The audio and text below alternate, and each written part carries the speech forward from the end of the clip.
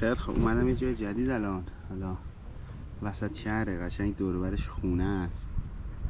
بعد این آقاه بهم گفتش که میتونی بری اینجا، خیلی هم جای عجیب و غریبی نیست، وسط شهره و اطرافش هم خونه است. اینجا اردک میتونی بگیری. حالا من موقع سر راه استوپ الکی خودم همینطور زیر اون پله کرده بودم. حالا الان بریم جلو ببینیم که چی میشه. آماده میکنم و میندازم.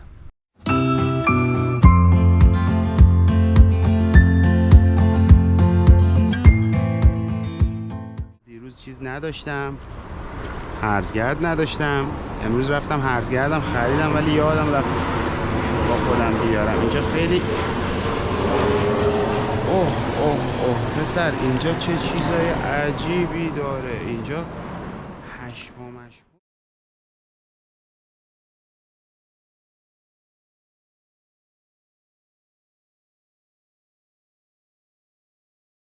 یحتمه.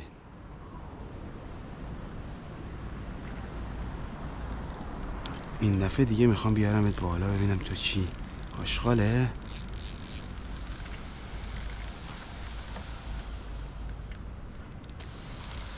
یکم زر روی آب حداقل بذار بیارم.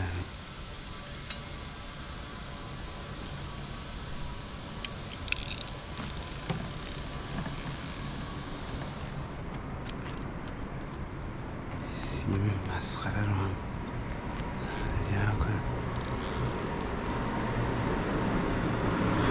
باور کنید قبلی هم که گیر کرد همچین چیزی بود. الان همونا بود. اولی ذره نوک زد، ول کرد. نگاه کن، ماهی رو ول کرد.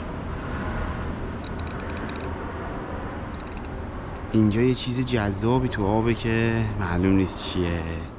ماهی رو ول کرد.